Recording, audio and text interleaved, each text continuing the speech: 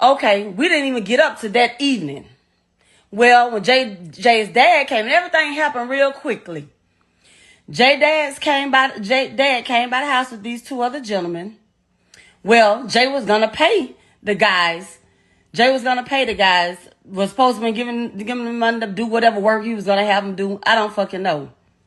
And the money, he had got $8,000 out of the $10,000 band. He left $2,000 sitting on the bed. He had told me he was finna, pay the guys. He was finna holler his daddy for a minute. Okay.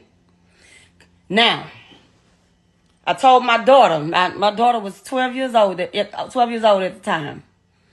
Jay went outside with his dad. All this happened real quickly because Jay wasn't even outside 20 good minutes.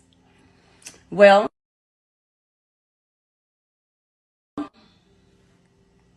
I told my daughter, excuse me, someone's calling me through Messenger. I told my daughter to go get the mail out the mailbox. Well, my daughter went. Jay, his father, and the two other gentlemen, all four of them were sitting on the porch. My daughter went out there, got the mail. She came back in the house. When she came back in the house, I met her at the door, was getting ready to walk up the little stairway. Within that brief time, by the time we hit the front room, all I heard was doo-doo-doo-doo-doo. And I just looked, and I immediately took off running to the side door. Well, by the time I made it to the side door, my son was already coming through the motherfucking door. He pushed me against the wall. I hit the wall. He swung over, and he said, "Mama, close the door." So I heard him close the door. When I'm locking the door. I'm like, what the fuck is going on? And when I turned and looked, all I seen was my son standing there with holes all in his body. Of course, as a mother, I lost it. I'm screaming. I'm panicking. And the only thing my son said was, "Mama, just get me to the hospital." We both walked in my room.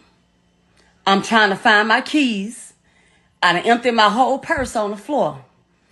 My daughter's in shock. She's standing there screaming to the top of her lungs. He never cried out. He never screamed. He never panicked. He said, "Mama, get me to the hospital."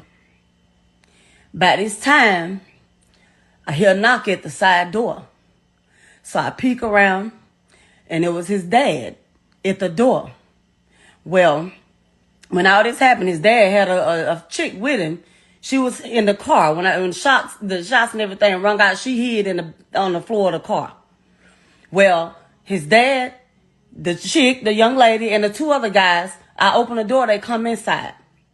Jay was leaning against the dresser, standing in my room still. He was like, "Y'all, get me to the hospital, y'all." I'm screaming because I can't find my keys. I'm like, "Y'all, we got to get him to the hospital." Well, Jay walked away from my dresser, and then by this time, he just kneeled. He took a knee on the floor. He was like, "Y'all, come on, get me to the hospital." And he just laid out on the floor. So, I'm screaming. And I'm going to say this.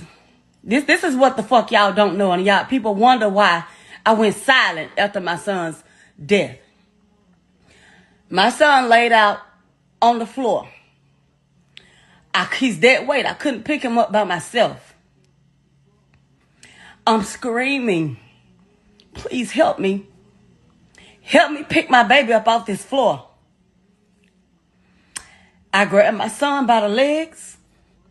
His dad was standing there. His dad got shot in the leg. That was it. His dad was standing there. One of the guys made 2-3 of his dad. He's standing there.